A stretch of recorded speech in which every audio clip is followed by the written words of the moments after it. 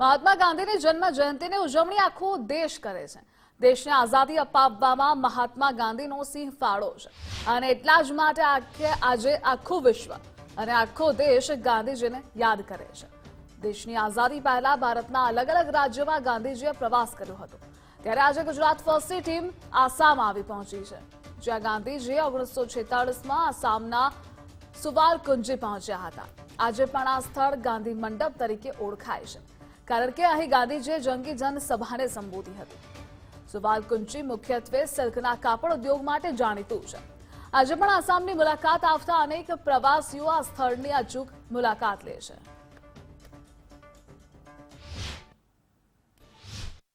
Gujarat ફર્સ્ટની team આસામના સુવાલકુચી ખાતે આવી છે.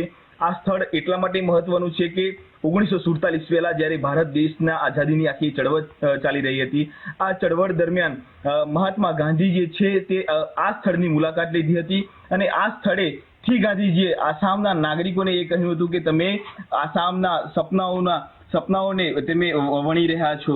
આ સપનાઓની વાત હતી અને ખાસ આઝાદીની ચળવળની અંદર આસામના લોકો કેવી રીતે આગળ આવે, કેવી રીતે વાત કરે, આખી મુવમેન્ટની અંદર જોડાય, તે માટે તેઓ અહીંયા એક સભા મંડપ છે જેને આજે પણ ગાંધી મંડપ તરીકે ઓળખવામાં આવે છે.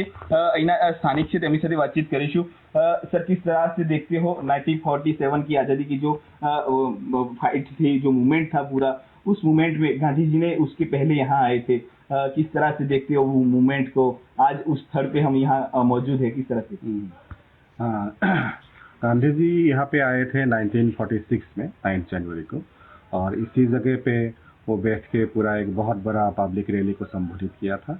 और उस टाइम में तो आप जानते हैं कि इंडिपेंडेंस की वो लड़ाई थी. उस टाइम में पर्पस तो था कि लोगों को संबोधित करे, मोटिवेट करे अपना स्वराज के लिए, अपना हक के लिए. तो उसी दौरान वो आके यहाँ पे देखा कि ये यहाँ के बुनकर जो आर्टिसन है बहुत बढ़िया सिल्क का फैब्रिक बनाते हैं, और वो देखा कि उनका अपना चेहरा ही एक आर्टिसन ने कपड़े में उतारा था. वो देख के वो बहुत ही अभिभावित हुए, भावुक हुए और बोला था कि आसाम के आर्टिसन अपना सपना कपड़े में बुन सकते हैं.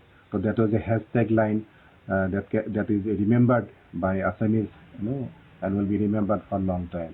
और लोग उस बात से बहुत प्रभावित भी हुए थे कि अपना सेल्फ रिलायंस और अपना जो वोकल फॉर लोकल जो है स्लोगन, वो बरकरार रहे. लोग अपना खुद की चीज़ें खुद बना के अपना लाइवलीहुड ચલાય.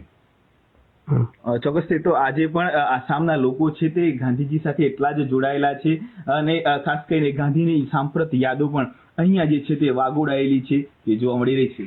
કલ્પિત ત્રિવેદી, ગુજરાત ફર્સ્ટ.